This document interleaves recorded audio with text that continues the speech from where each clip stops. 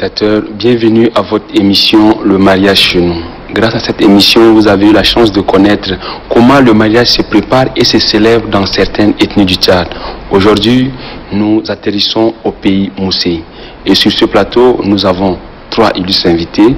Le chef de race Doksou Daniel, chef de la communauté Moussé N'Djamena, et Demangassou Kadir II, le secrétaire général adjoint de la communauté Moussé ici à N'Djamena, et Madame Blaguembang, née Tchaïnda Elisabeth, une institutrice qui est là pour parler aussi de ce qui concerne les femmes. Soyez les bienvenus sur ce plateau, chef. Merci. Merci.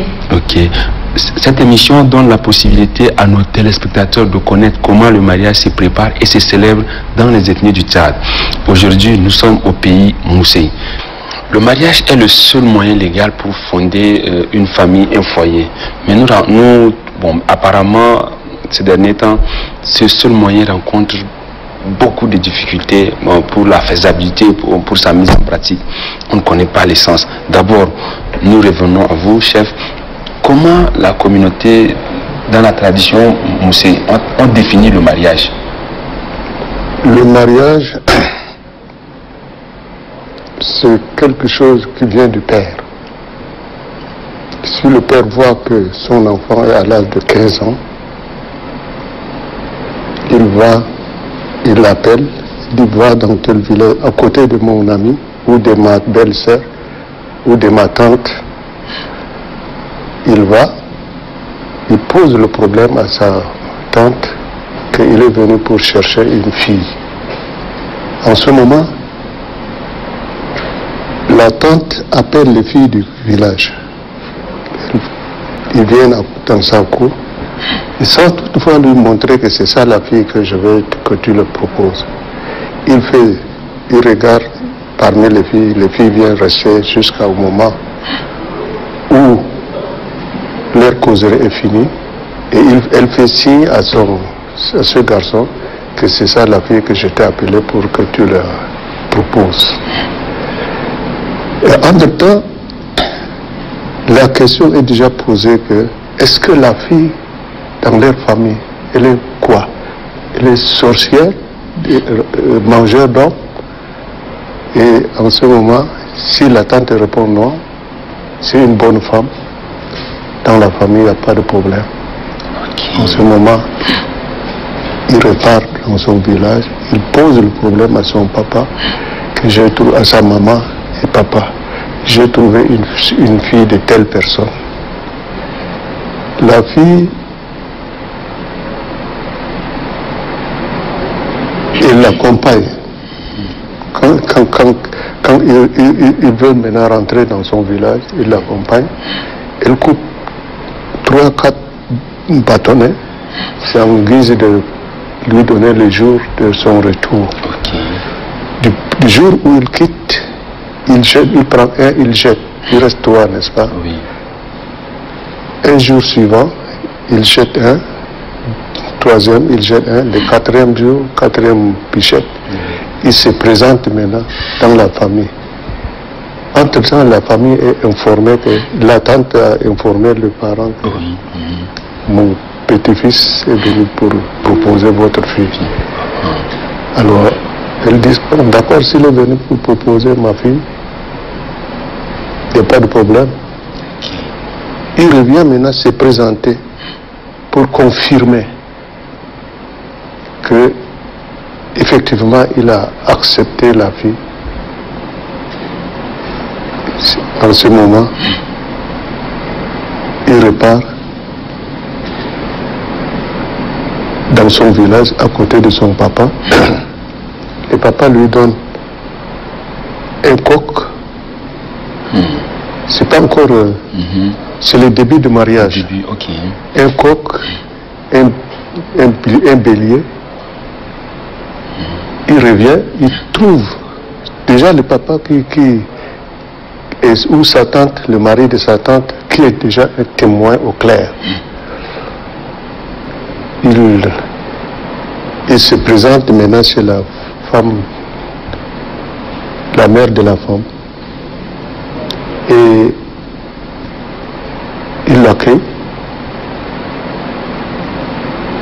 Un jour, 2 jours, il repart. En ce moment, la famille est déjà au courant. Le papa de la femme, de la fille,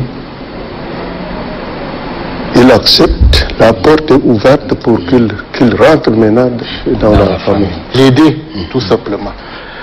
Il se peut qu'il y ait un problème d'infertilité. Elle peut proposer à son mari de tenter sa chance ailleurs avec une autre femme et c'est permis, et c'est soutenu. Et parce que chez nous, il faut que la famille se perpétue, elle continue. Mais si un homme qui s'est marié n'a pas d'enfant, il a un peu d'amertume. Et bon, c'est vrai que entre-temps, on ne va pas chercher à la médecine, mais on se rend compte que il y a quelque chose qui ne va pas. Est-ce que c'est du côté de la femme? Est-ce que c'est du côté de l'homme? Mais on donne la chance à l'un. Mais la femme ne fait pas de problème. Elle fait des problèmes lorsque, effectivement, il n'y a pas un dialogue. Un dialogue. Mais chez nous, la polygamie, elle est permise. Donc, l'homme aussi peut se marier à 2, 3, 4, 5 femmes. Et on a des chefs traditionnels qui sont arrivés même à plus de 50 femmes. Ça, il y en a. Mais c'est ça. Mais en ville ici, c'est tout un tas de problèmes. Bon, pourquoi, Madame Elisabeth, pourquoi en ville c'est un problème? Bon, les femmes en ville, au lieu de respecter la première femme là, elles cherchent à prendre la place là pour elles seulement. Ah, ok. C'est ça qui fait problème. C'est ça qui fait problème. Si elle arrive, elle garde son rang. Oui. Mais pas de chercher à bousculer ou bien faire un coup d'état sur la première femme. Ou bien un coup de foyer, on ne sait pas. Vraiment. Bon, nous allons, comme l'émission tend presque à sa fin, face à cette dépravation de mœurs, qu'avez-vous à dire à votre peuple moussé, à dire les enfants qui ne suivent pas la tradition? Parce que les leaders religieux se plaignent que la jeunesse ne suit pas les préceptes divins. D'autres chefs traditionnels aussi disent que les jeunes ne suivent pas aussi les mœurs, les us et les coutumes de leur communauté. C'est pourquoi maintenant la délinquance juvénile va crescendo. Sur la route où la jeunesse marche, trouvera-t-elle la lumière au bout du tunnel? La jeunesse de maintenant, ils font de n'importe quoi. La jeunesse ne respecte pas les coutumes. Quand on leur dit de ne pas faire ça, ils le font. Donc, même nous les parents, nous sommes découragés. Si je vous parle que la jeunesse, actuellement à la maison d'arrêt, ils sont pleins là-bas, ma jeunesse, dans la communauté. Je me rends souvent, 2-3 semaines, je me rends à la mairie, à la maison d'arrêt pour le visiter, pour leur calmer l'esprit. Mais ils font de n'importe quoi. Ils ne veulent pas écouter les parents. Ils ne respectent pas la coutume. Or que la coutume, c'est la continuité. Même nous, si nous les vieux, là, même nous, on meurt, ils sont là, ils vont continuer à vivre avec la coutume. C'est vrai. Donc, comme c'est pas... le chef, hein, comme je disais tout à l'heure, hein, il y avait un cadre d'éducation. Hein, c'était le foula. Et ça dit que le foula, comme si on le traduit, c'est comme quelque chose qui vous permet de dire je ne fais pas ça. C'est une manière de se jurer. Donc tu vas là-bas, on te donne une éducation sur les valeurs et tu ne peux pas venir dénoncer cela. Et cette tradition, cette initiation a perdu son sens depuis 1975 avec le décès du feu président Thomas Mbaye qui avait initié cela pour compléter ce qui s'est passé bien avant lui. Et c'était au moment où les gens avaient quand même le respect de la personne et on se respecte. Et tu ne peux pas jeter de l'anathème sur tel ou tel, mentir sur tel ou tel. Non, non, non, c'est cadré. Et ces gens de cette trame-là, de cette époque, sont là et sont respectables. Ils mesurent leurs mots. Mais aujourd'hui, il n'y a pas ça. Depuis un certain temps, plus d'une décennie, ces jeunes, peut-être chez nous, il n'y en a plus. Peut-être en pays Sahara, il y a un peu cette initiation. Mais ce n'est pas un plaidoyer pour qu'on fasse revenir ça. Mais si ça devait revenir, ce serait une bonne chose pour faire en sorte que les gens aient les pieds sur terre. Okay. Et dans la communauté, puisque le Christ, même s'il faut prendre la religion, le Christ a dit même que je ne suis pas venu pour abolir la tradition, mais pour l'améliorer. Et donc on pouvait améliorer cette tradition de foulina, de foula, pour faire en sorte que chacun se sente à l'aise, qu'il soit chrétien, qu'il soit musulman, qu'il soit aussi animiste, et bien qu'il vienne la pratiquer humblement, s'éduquer et sortir pour laisser de bonnes traces. Comme j'ai l'habitude de dire sur ce plateau, notre tradition, nos us et coutumes sont nos identités. C'est d'abord l'identité de nos parents. Si aujourd'hui je dis que je suis Goulé, vous Moussé, c'est parce que mes parents étaient Goulé et vos parents étaient Moussé. Et ils ont su conserver cette tradition. C'est pourquoi aujourd'hui je suis fier de l'être et vous également. Donc la jeunesse, voilà encore une mission à accomplir. C'est nous les remplaçants de nos parents, donc nous devons conserver nos us et coutumes, les harmoniser, mais pas laisser la mondialisation feindre la relation harmonieuse qui existe déjà entre nous et notre tradition. Madame Elisabeth, dans la coutume Moussé, est-ce qu'il est permis qu'un Goulé marie une Moussé et un Zakar marie une Moussé et un Moussé marie une femme Zakar, ou bien c'est entre vous à faire là? C'est comment ça se passe comment? Entre temps, c'était entre nous. Mais maintenant, même dans le christianisme, Jésus a dit qu'il n'y a pas la limite entre les personnes. Donc il n'y a ni juif, ni païen, tout ça. Maintenant, nos enfants là se marient comme ils veulent. Mais sinon, entre temps là, on se mariait entre nous. Entre vous-même. Merci. Une fille, c'est comme un fruit d'un arbre. Quand il est calme, quand le fruit éclate, il tombe loin. C'est ça qui nous retient. Merci. Sinon, comme venait de dire madame, c'est vrai, nous marions entre nous. On connaît si la personne, on ne le connaît pas, on ne peut pas lui donner notre fille. Mais je reviens encore, c'est parce que c'est l'école. La fille trouve son amant à l'école, elle va juste vous présenter la personne que c'est ça mon amant. Donc vous êtes obligé d'accepter. Ok, obligé d'accepter, mais aussi obligé, mais de faire aussi des enquêtes pour connaître bien l'homme. L'enquête, ça serait trop tard. C'est pas forcément trop tard. Comme on le dit, le plus souvent, les gens ils célèbrent la Pâque avant les rameaux. La Pâque avant les rameaux. Non, c'est rameaux avant les Pâques, c'est rameaux. Oui, les Pâques. Donc ils célèbrent déjà la Pâque et puis la rameau. Voilà, c'est pourquoi on dit on a fait l'inverse. On ne respecte pas. Parce que ce qui se passe, par exemple, on ne respecte pas les étapes. C'est un mariage hybride aujourd'hui. On ne connaît pas si c'est la coutume, si c'est l'islam, si c'est le christianisme. C'est un mélange de tout. On a pris du copier-coller et puis on impose.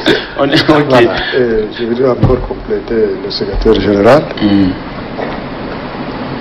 Le phénomène de maintenant, de nos filles, nos jeunes garçons, le téléphone. Le téléphone sonne à côté, ta fille, propre fille à côté, elle prend son téléphone, elle sort, elle cause avec quelqu'un, même ta femme. C'est un phénomène qui n'a pas son nom. Quand tu prends le téléphone de ta fille ou de ta femme, c'est un problème dans le foyer. Nos parents avant, ils communiquent avec sa femme. Sa femme, son étranger arrive, elle montre à son mari. C'est voilà, ça, c'est le frère à ma belle-sœur, ou bien c'est mon beau-frère. Comme ça, ils vivent en normalité. Ok. normal. Comme l'émission tend à sa fin, nous vous donnons la parole. Oui. Bon, on commence par Madame Elisabeth. Un dernier mot par rapport à la cohabitation pacifique entre différentes ethnies, oui, et aussi sur la question de l'adultère, un message également. Bon, l'adultère, à ce que je sache, dans le milieu Moussaï, une femme ne peut pas demander l'adultère à son mari. Impossible. C'est impossible. Et en ce qui concerne le comportement des filles et des garçons, vraiment je les prie de respecter un peu leurs parents, quoi. Sinon, eux, ils voient ce qui se passe ailleurs et puis ils font leur tête. Ils n'écoutent jamais les parents. Et là, c'est pas facile. Et par rapport à la cohabitation pacifique entre Goulé, Moussé, Marban, Moussé, Zakao, ainsi. Maintenant, il n'y a pas de problème. Le problème est que ils se trouvent, comme ils ne respectent pas les étapes à entreprendre, même si la fille trouve un voleur, elle l'accepte. Et ça finit mal, ça finit toujours mal. Okay. Les filles, suivez le conseil de vos parents. Ça, c'est le message de notre invité. Monsieur Kadir, un message par rapport à la cohabitation pacifique et la question de l'adultère. En fait, l'homme Moussé, c'est un homme d'origine, de nature très pacifique. C'est un homme qui accueille tout étranger. C'est comme ça qu'on lui a donné le nom de Banana. Banana qui veut dire mon ami. Tout étranger qui arrive, l'homme Moussé, il l'accueille, même s'il ne le connaît pas. Il l'accueille d'abord et après les discussions vont s'arriver, vont venir, et puis c'est comme ça qu'il traite son étranger. Et c'est comme ça qu'on l'appelle Banana, qui veut dire mon ami. Et c'est un homme qui veut la paix. Mais il n'aime pas l'humiliation. L'homme Moussé n'aime pas l'humiliation. Si tu l'humilies, il ne va pas accepter. Okay. C'est normal, c'est naturel, c'est naturel. Et pour la cohabitation, il collabore avec tout le monde. L'homme Moussé collabore avec tout le monde, et l'homme Moussé est l'ami de tout le monde. Mais ce qui se passe aujourd'hui, comme Elisabeth l'a dit, c'est le fait que nos enfants ont de mauvaises compagnies. Ce sont des mauvaises compagnies qu'ils développent, et c'est ça qui met en danger les relations. Mais sinon, nous, aujourd'hui, il y a combien de filles Moussé qui sont mariées chez les Sahara, chez les Gouley, chez les Zakawa, chez les Goran, chez les Wadaïens. Ils sont mariés. Mais peut-être que c'est le contraire, qu'ils ne se font pas trop sentir, mais nous, on donne nos filles. Okay. Hein? Et aujourd'hui, et sur la question d'adultère? Adultère, vous voyez, adultère, c'est le fait qu'on ait une relation extra-conjugale. Mais chez la fille Moussé d'antan, là, il n'y a pas d'adultère. Et la fille, elle reste sereine, elle vit toute sa vie dans son couple. Mais avec ce qui se passe, avec le phénomène de matérialisme, de l'argent, et puis ceux qui vont un peu en ville et qui vont un peu dire qu'ils sont émancipés, c'est ça qui cause un peu ce problème, disons, que nous venons de soulever. Chers téléspectateurs, je pense que vous et moi avions bénéficié de ce temps pour écouter ce qui s'est fait un peu dans la communauté Moussé. Je vous dis merci d'avoir suivi cette émission avec attention. Je vous donne rendez-vous la semaine prochaine pour un nouveau numéro. Prenez bien soin de vous. Ciao, ciao. Merci, chef. Votre message est fort.